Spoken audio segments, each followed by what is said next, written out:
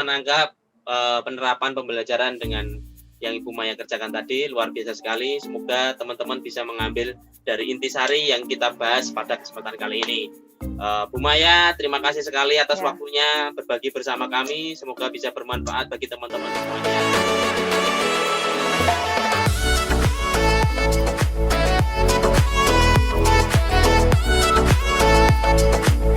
Halo, selamat pagi teman-teman semuanya. Assalamualaikum warahmatullahi wabarakatuh. Selamat datang kembali di channel saya.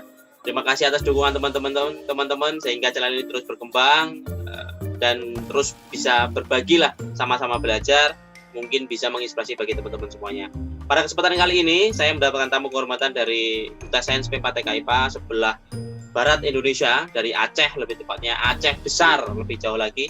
Beliau adalah Ibu Maria Ulfa atau bisa kita panggil sebagai Bu Maya. Halo Bu Maya, Assalamualaikum warahmatullahi wabarakatuh Bu Maya. Waalaikumsalam warahmatullahi wabarakatuh. Halo Pak Ari, apa kabar? Alhamdulillah baik. Bu Maya, sekeluarga sehat Bu di sana? Alhamdulillah, tambah sehat terus ini Pak. Iya, memang sehat itu salah satu indikatornya dari perubahan bentuk badan. Semakin gemuk semakin sehat. Ini faktor kamera Pak, kalau pakai sedotan nggak segini. Oh, baik Bu Maya, mohon maaf sebelumnya saya sangat tertarik dengan salah satu percobaan yang Bu Maya lakukan kemarin. Saya lihat kemarin, yaitu kayaknya kok pakai betadine ya, praktek-praktek di sekolah pakai betadine. Kira-kira itu praktek apaan Bu kemarin Bu pakai betadine Bu? Iya, makasih Pak Ari. Jadi waktu belajar pada KD pencernaan makanan, sistem pencernaan. Nah, di situ kan ada praktikum uji makanan. Nah, selama pandemi COVID ini, siswa kan tidak boleh belajar di sekolah, tidak bisa menggunakan praktikum, tidak bisa menggunakan laboratorium di sekolah. Nah, waktu pembelajaran daring ini, saya memberikan LKPD melalui Google Classroom, kemudian sedikit memberi bimbingan melalui WA Group, kemudian siswa melakukan uji makanan apa saja yang ada yang tersedia di rumah. Apa saja makanan yang tersedia di rumah yang kira-kira menurut mereka itu ada amilumnya di situ, ada karbohidratnya di situ. Nah, biasanya kan itu menggunakan lugol. Karena tidak ada di rumah, kalau di rumah itu kan susah. Jadi lugol itu bisa digantikan dengan menggunakan betadine. Nah, betadine itu kan memang bisa dibilang itu obat luka yang memang pasti ada di rumah. Setiap orang itu pasti ada. Karena itu obat luka standar ya. Jadi itu bisa digunakan untuk melakukan uji amilum pada makanan. Jadi siswa melakukan Jadi kemarin itu Ibu melakukan penerapan pembelajaran ataupun praktek uji makanan yaitu amilum dengan menggunakan betadine ya, yang bisa didapatkan anak-anak, karena anak-anak kalau cari lugol itu kan harus ke laboratorium dan tidak memungkinkan. Di betadine itu bisa sebagai penggantinya ya berarti ya? Iya. Betadine bisa jadi penggantinya. Karena di dalam betadine itu ada juga iodinnya dalam betadine. Jadi dalam lugol itu kan ada iodinnya juga. Jadi ketika misalkan makanan yang mengandung amilum ditetesi dengan betadine, dia akan berwarna biru kehitaman. Kalau betadine itu kan warnanya coklat. Tapi ketika misalkan makanan tersebut mengandung amilum, itu akan berubah menjadi biru kehitaman. Itu menandakan bahwa makanan tersebut mengandung amilum. Proses pembelajarannya sama seperti kita praktek di laboratorium begitu?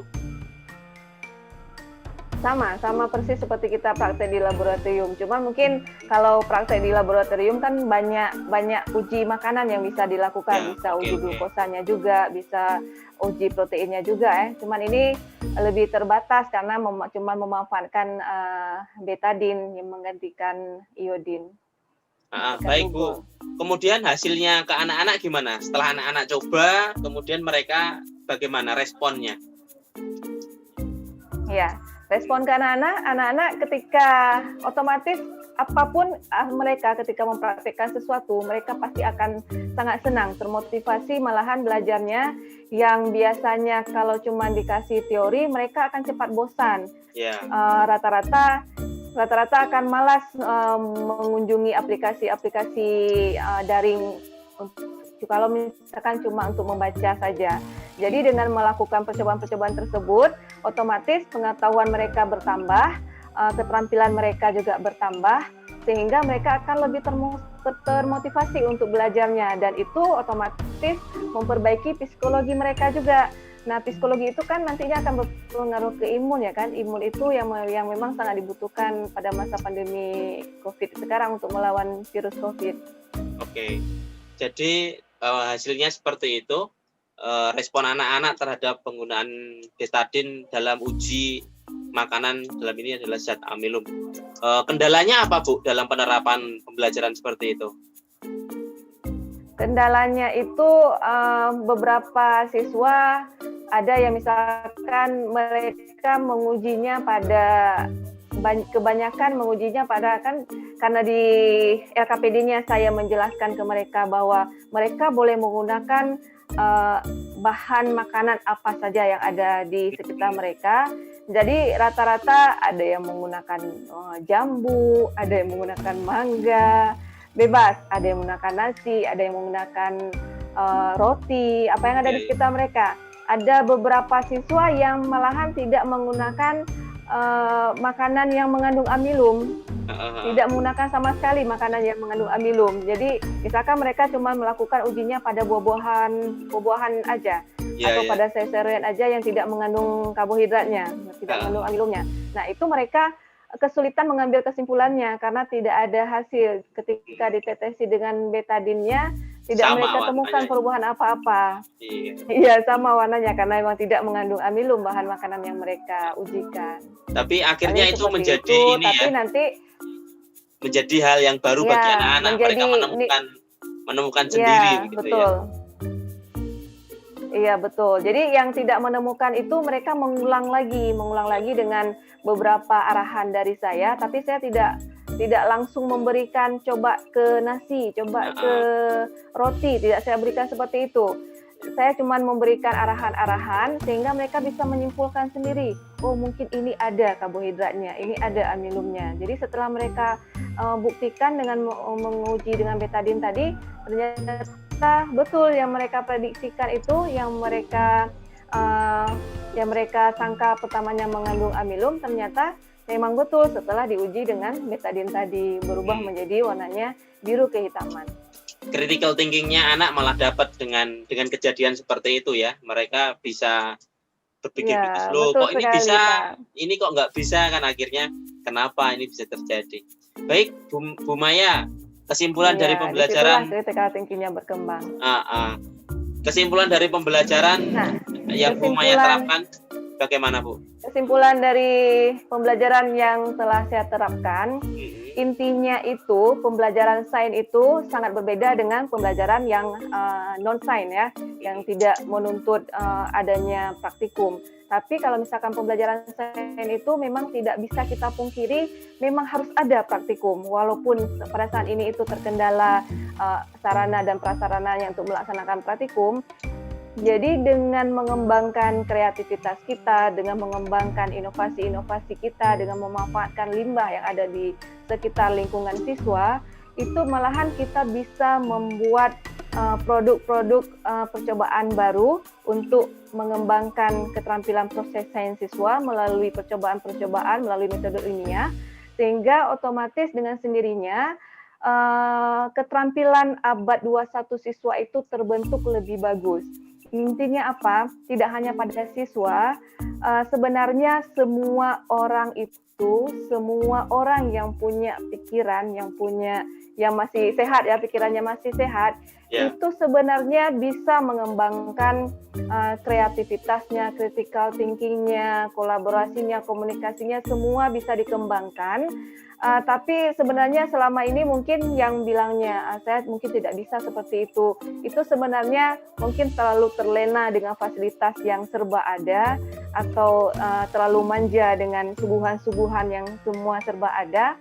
Jadi dengan keterbatasan yang sedang kita alami saat ini, misalkan pandemi COVID saat ini, kan memang kita dibatasi untuk melaksanakan pembelajaran normal seperti biasanya, tapi memang kita diwajibkan untuk melaksanakan pembelajaran.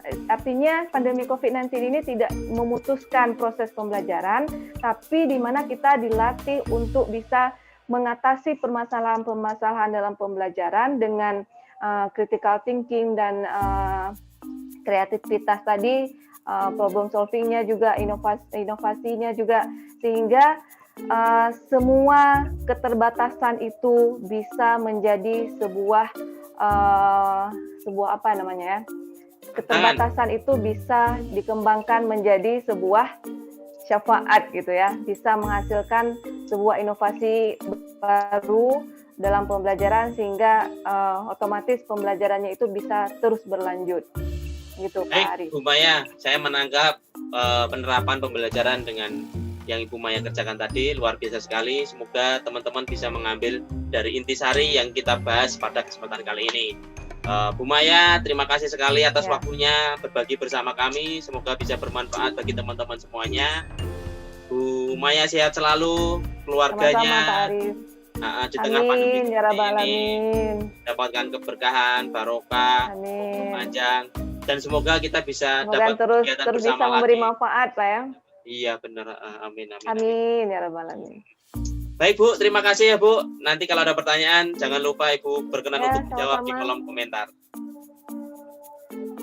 Siap Pak Ari. Baik Bu, assalamualaikum warahmatullahi wabarakatuh. Semoga bermanfaat. Waalaikumsalam warahmatullahi wabarakatuh. Terima kasih.